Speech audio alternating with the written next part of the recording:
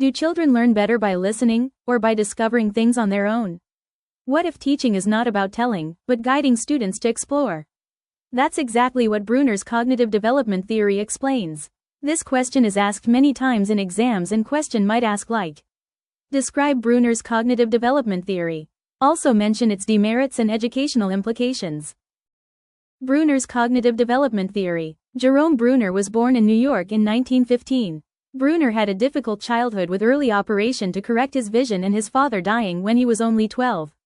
Bruner studied at Duke University and got his Ph.D. in psychology from Harvard University in 1941. There he met and worked under Gordon Allport. Bruner's early work on child development came at the time when thinking in the area was dominated by the behaviorists. Bruner was heavily influenced by the work of Jean Piaget and later by the work of Lev Vygotsky. Bruner's theory shows the influence of both.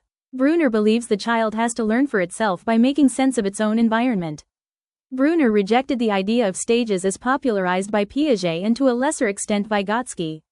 Rather than looking at the ages of developmental changes, Bruner concentrates more on how knowledge is represented and organized as the child develops. Bruner believes the world we experience is a product of our mind. What we perceive and think of as our world is constructed through our mind as a product of symbolic processes. Bruner believes the child needs to grasp basic principles of a subject and not simply acquire a list of facts. Once these are grasped, the child is less reliant on others, and go beyond what has been formally taught, and progress to developing ideas of their own. Unlike Piaget, Bruner believes that the process of cognitive development can be speeded up with the aid of teachers, and like Vygotsky believes that scaffolding provided by the more competent is an essential part of the teaching process. So, teachers are seen as important, as is the role of language and communication that facilitates scaffolding and language use by the child. Educational implications of Bruner's theory.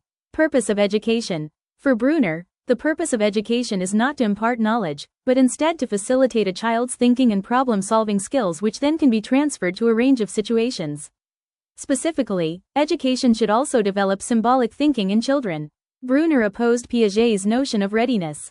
He argued that schools waste time trying to match the complexity of subject material to child's cognitive stage of development. This means students are held back by teachers as certain topics are deemed too difficult to understand and must be taught when the teacher believes that child has reached the appropriate stage of cognitive maturity. Spiral curriculum. Bruner explains how this was possible through the concept of the spiral curriculum.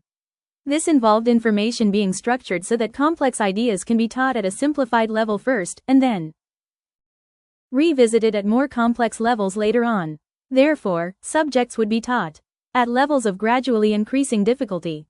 Discovery learning. Bruner proposes that learners construct their own language knowledge and do this by organizing and categorizing information using a coding system. Bruner believes that the most effective way to develop a coding system is to discover it rather than being told it by the teacher. The concept of discovery learning implies that students construct their own knowledge for themselves. Role of the teachers. The role of the teacher should not be to teach information by rote learning, but instead to facilitate the learning process. This means that a good teacher will design lessons that help students discover the relationship between bits of information. To do this, a teacher must give students the information they need, but without organizing for them. The use of the spiral curriculum can aid the process of discovery learning. Modes of representation. In terms of education, the influence of the modes is similar to Piaget's stages, in that the teacher needs to be aware of the modes being used by each child and structure their teaching, resources and activities around these modes. For example, taking teaching about dinosaurs, this could involve making models, watching the program about dinosaurs, or an internet research for information. Computers. Computers are very useful in Brunerian classrooms since they can provide scaffolding. Software on number of educational programs provide prompts. Children can also work on group tasks using computers, facilitating social interaction. Computers also keep students busy, speeding up cognitive development. According to Bruner, teachers should be able to speed up the rate of cognitive development by improving language acquisition, assisting the transition from iconic to symbolic modes of representation. According to Bruner, the provision of stimulation by teachers should also increase development, particularly in those from deprived backgrounds. Those from poorer background receive less mental stimulation in their home environment. Characteristics of Bruner's theory of cognitive development. This theory emphasized reinforcement after learning, such as reward punishment. According to Bruner's, both individual and social qualities develop by education. According to this theory, the structure of the subject is such that the learner learns easily or conveniently. This theory emphasizes upon the coordination among the past experiences of the children and the content of the new subject. According to this theory, the subject matter to be taught to the students is presented in such an order so that they can learn in a logical way and by keeping the difficulty level in mind. Drawbacks of Bruner's theory of cognitive development. Bruner has emphasized more on discovery learning, but every subject cannot be learned through discovery method. In that case, it would be just a wastage of time. Bruner has emphasized on intuitive thinking also, but continuously depending upon this, the students may face variation in their knowledge regarding the different concepts.